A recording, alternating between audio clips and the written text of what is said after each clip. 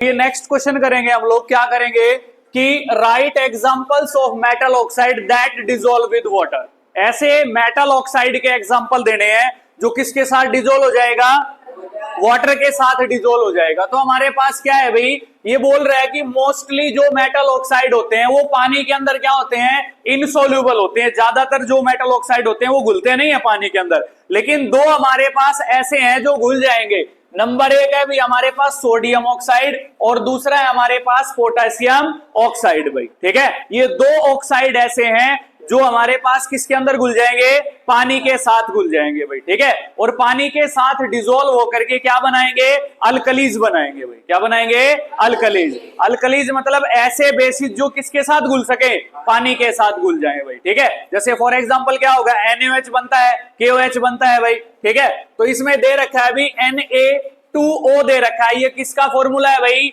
Sodium oxide का formula है भाई। किसका फॉर्मूला है, सोडियम ऑक्साइड। ये किसका है भाई, पोटेशियम ऑक्साइड का फॉर्मूला है भाई। तो इनको पानी के साथ डिसॉल्व किया गया भाई। ठीक है, तो सोडियम ऑक्साइड ने पानी के साथ डिसॉल्व करके क्या बना दिया, NaOH बना दिया भाई। क्यों बना दिया, क्योंकि ये नेचर में कैसे थे, बेसिक होते हैं नेचर के अंदर जो मेटल ऑक्साइड होते हैं। ये भी मेटल ऑक्साइड है भाई, ये भी नेचर के अंदर कैसा है, बेसिक। पानी के अंदर डिसॉल्व करोगे तो क्या बना देगा, बेस बना देगा भाई। ठीक है, तो इसमें लिख देंगे नंबर एक सोडियम ऑक्साइड, नंबर दो पोटेशियम ऑक्साइड। ठीक है, they are dissolve with water and make a alkalis like NaOH KOH। ये रिएक्शन लिख देंगे, आप लोग लिख सकते हो।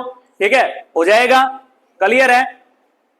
फिर है भाई हमारे पास है नेक्स्ट है, यहां से हम लोग करेंगे बेटा एनोडाइजिंग। क्या करेंगे भाई, एनोडाइजिंग। इसको हिंदी के अंदर हम लोग क्या बोलते हैं भाई, एनोडीकरण बोलते हैं भाई। क्या बोलते हैं इसको, एनोडीकरण बोलेंगे भाई। समझ में आ गई बात। तो क्या होता है, anodising is a process of forming a thick oxide layer of aluminium भाई। क्या कहता है कि एल्यूमिनियम ऑक्साइड की एक थिक लेयर फॉर्म्ड करें भाई हम एल्यूमिनियम आर्टिकल्स के ऊपर। तो हमें क्या करना पड़ेगा, एल्यूमिनियम के आर्टिकल्स को जब हम ओपन में, खुले में छोड़ देंगे इन्वायरमेंट के अंदर।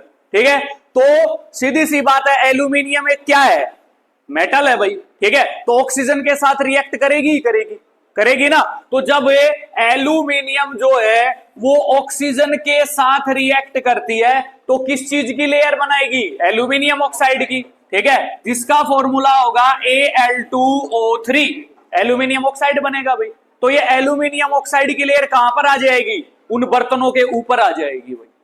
समझ में आ गई बात, क्लियर है। ठीक है, और वो जो लेयर बनेगी वो कोरोजन से उसको क्या करेगी, रेजिस्ट करेगी, रोक लगाएगी, कोरोड नहीं होने देगी, उनको खराब नहीं होने देगी। ठीक है, और वो उन बर्तनों को क्या देती है, एक अट्रैक्टिव फिनिश देती है, एक अच्छा सतह देती है भाई, चमकीला सतह देती है।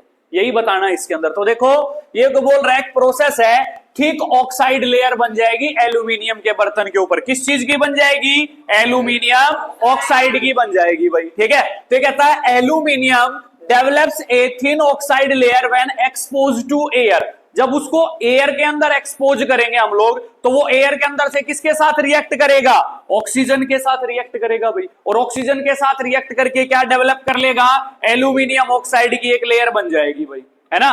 फिर कहता है this aluminium oxide coat makes it resistant to further corrosion.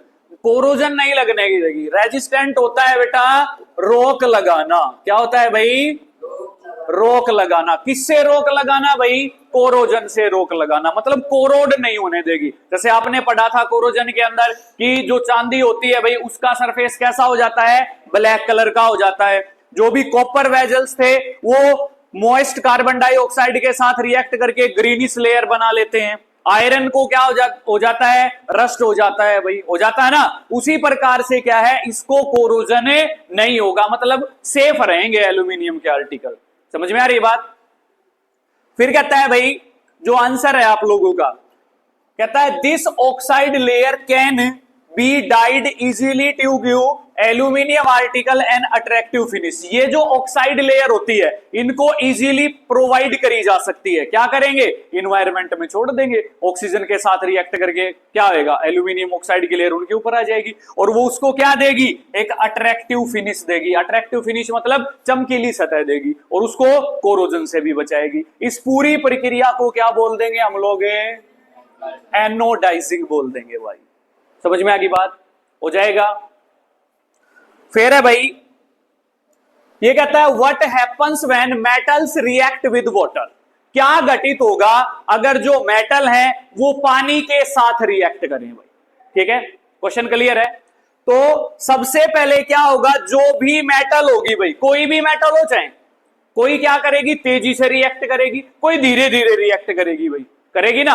ठीक है, तो करेगी रिएक्ट पानी के साथ में। तो जब सबसे पहले कोई मेटल पानी के साथ में रिएक्ट करेगी तो सबसे पहले क्या बनाएगी, मेटल ऑक्साइड बनाएगी भाई। क्या बनाएगी, मेटल ऑक्साइड बनाएगी। समझ में आ गई बात। और प्लस में कौन सी गैस निकलेगी, हाइड्रोजन गैस। हाइड्रोजन गैस की प्रेजेंस को आप जानते हो कैसे चेकआउट करेंगे, बर्निंग कैंडल लेके जाएंगे उसके पास तो पॉप साउंड के साथ जलेगी भाई, जलेगी ना। ठीक है, तो सबसे पहले इसका एग्जांपल लिखें भी, मेटल है भाई, मेटल मान लीजिए कोई भी, अभी मान लीजिए सोडियम है भाई हमारे पास, हाईली रिएक्टिव मेटल है भाई, है ना।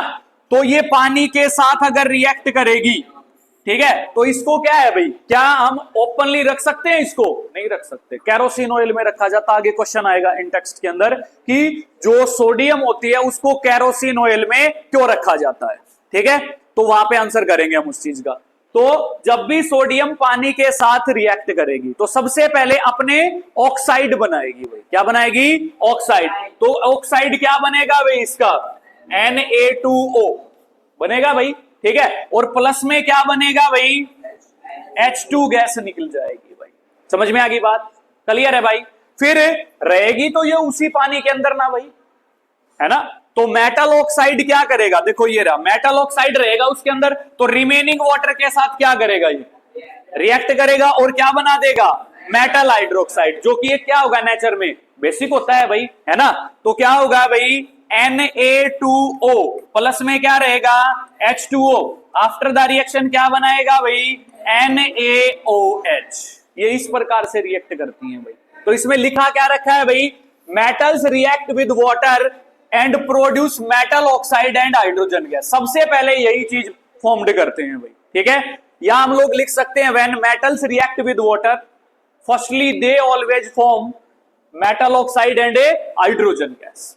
समझ में आ गई बात। फिर क्या होगा, जो मेटल ऑक्साइड बनेगा, ठीक है, वो क्या होता है, सोल्यूबल होता है पानी के साथ में, क्योंकि यहाँ पे Na2O है, अभी पीछे किया था अल्कलीज बनाते हैं भैया, तो सोल्यूबल है पानी के अंदर। ठीक है, तो that are soluble in water dissolve in it to form further form metal hydroxide. अगर वो क्या करेगा, पानी के अंदर डिसॉल्व हो जाएगा, ठीक है, तो क्या बना देगा, मेटल हाइड्रोक्साइड बना देगा। तो सोडियम का अगर ऑक्साइड, सोडियम ऑक्साइड उसके साथ रिएक्ट करेगा तो सोडियम हाइड्रोक्साइड बनेगा, सीधी सी बात है। तो ये बोल रहा है भाई, but all metals do not react with water. सारी की सारी जो मेटल है वो पानी के साथ रिएक्ट नहीं करती भाई, ये चीज का ध्यान रखना है। तो जो रिएक्ट करेगी उसी को करवा सकते हैं भी हम रिएक्ट। पोटासियम को भी करवा सकते हैं हम लोग, लिथियम को भी करवा सकते हैं हम रिएक्ट, आयरन भी रिएक्ट कर जाएगा। समझ रहे बात को, हो जाएगा, इस प्रकार से रिएक्ट करेगा भाई। ये एग्जांपल दे देंगे, चाहे सोडियम का दे दें, चाहे पोटासियम का दे दें, मैग्नीशियम का भी दे सकते हैं आप लोग। समझ में आ गई बात, क्लियर है। फिर है भाई, ये सबसे पहले पैराग्राफ आता है अभी हमारे पास, मेटल्स लाइक पोटेशियम वाला। तो इसमें क्वेश्चन बनेगा कि write some examples of metals that react with cold water. किसके साथ रिएक्ट करें, कोल्ड वाटर। मतलब ये जो पैराग्राफ दे रखा है इसमें जो भी मेटल रिएक्ट कर रही है वो कैसे पानी के साथ रिएक्ट कर रही है, कोल्ड वाटर के साथ रिएक्ट कर रही है।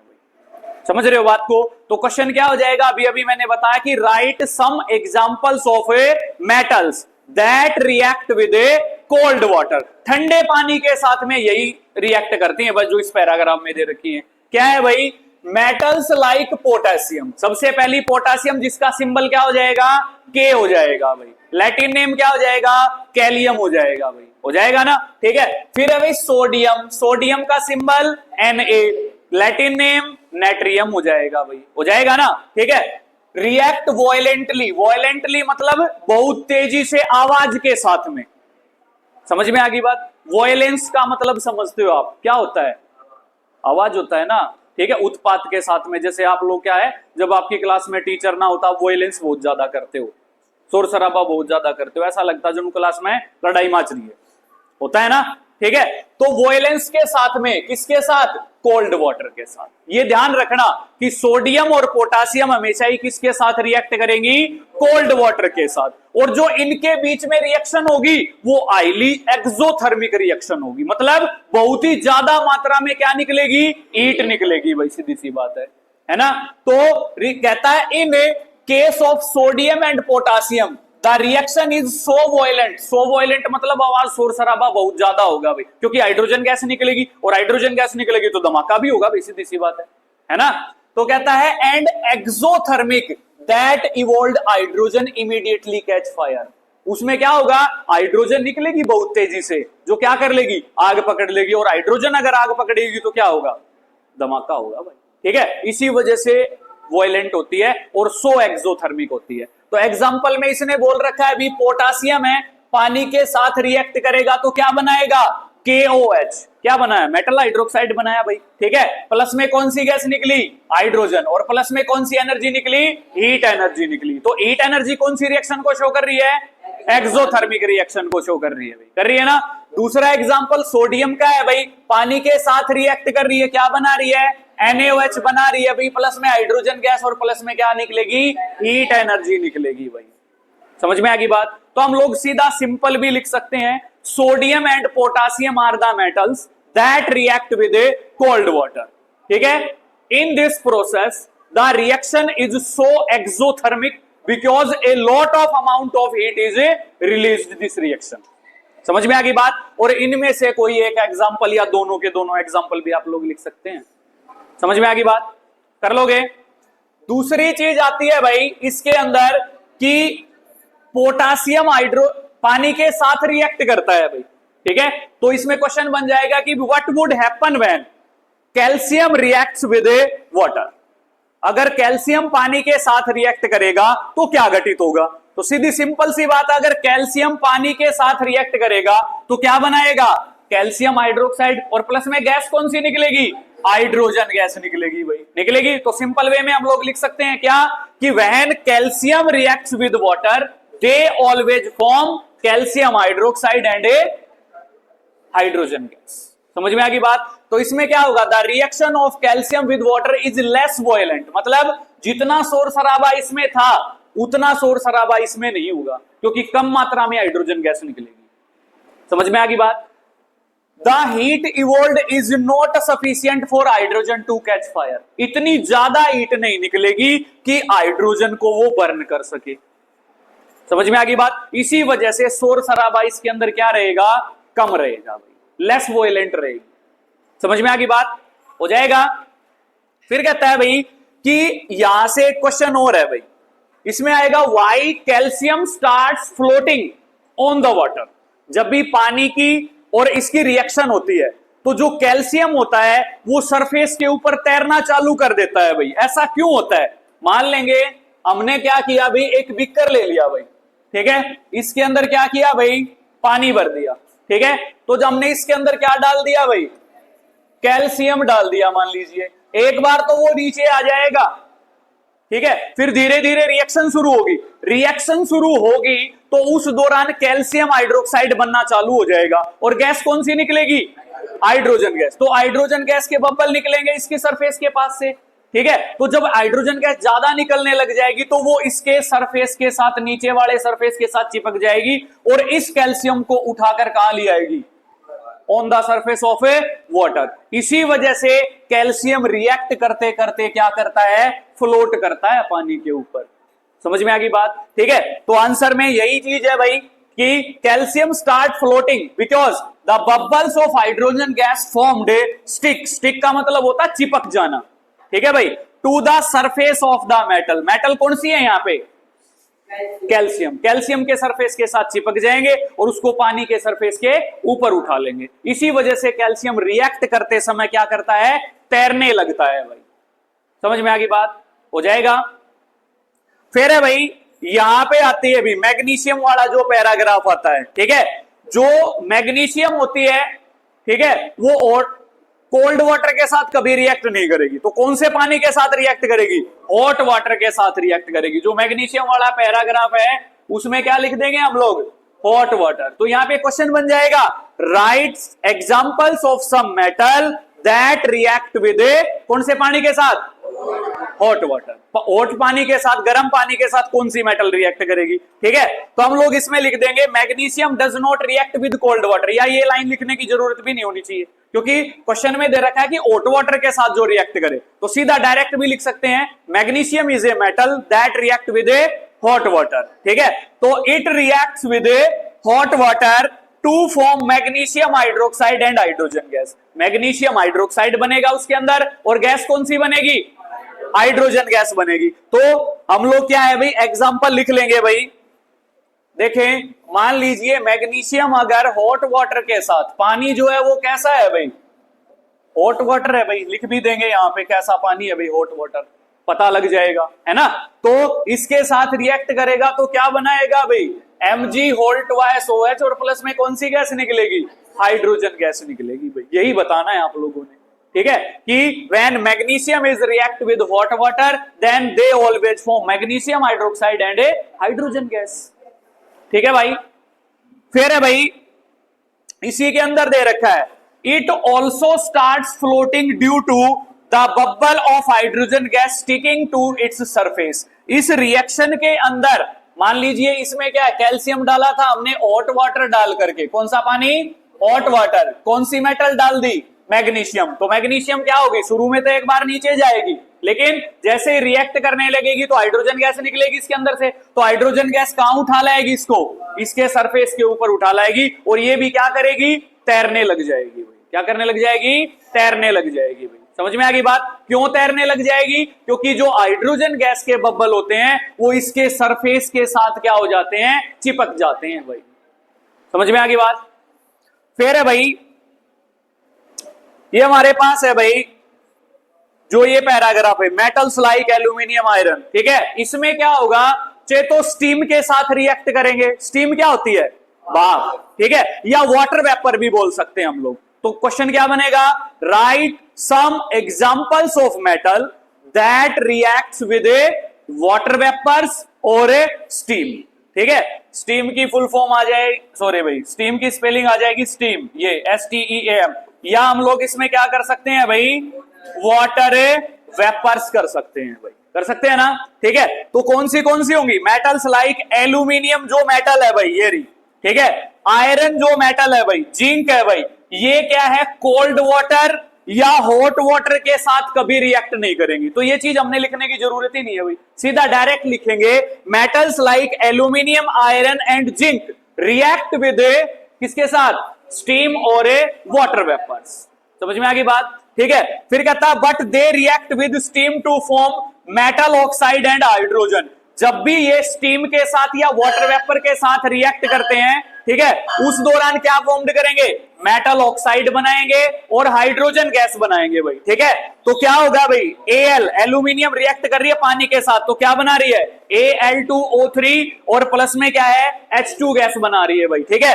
नीचे वाली रिएक्शन मोस्ट इंपोर्टेंट है, बहुत बार पूछी है एनुअल एग्जाम में, कि अगर आयरन वाटर वेपर के साथ में या स्टीम के साथ में स्पेशलाइज अगर रिएक्ट करेगा तो क्या घटित होगा, उसकी रिएक्शन लिखो या पूरा आंसर लिखो। समझ में आ रही बात। तो क्या बनेगा, Fe अगर H2O के साथ रिएक्ट करेगा तो Fe3O4 बनाएगा, Fe2O3 नहीं बनाएगा, वो रस्टिंग ऑफ आयरन में बनाएगा। यहां पे स्पेशल वाटर वेपर मिलेंगे इसको रिएक्ट करने के लिए, या स्टीम मिलेगी, भाप मिलेगी उसको रिएक्ट करने के लिए, तो ये बनाएगा आयरन थर्ड ऑक्साइड बनाएगा भाई। क्या बनाएगा, आयरन थर्ड ऑक्साइड, ठीक है, Fe3O4 और प्लस में कौन सी गैस निकलेगी इसके अंदर से, हाइड्रोजन गैस निकलेगी भाई। समझ में आ गई बात, ठीक है।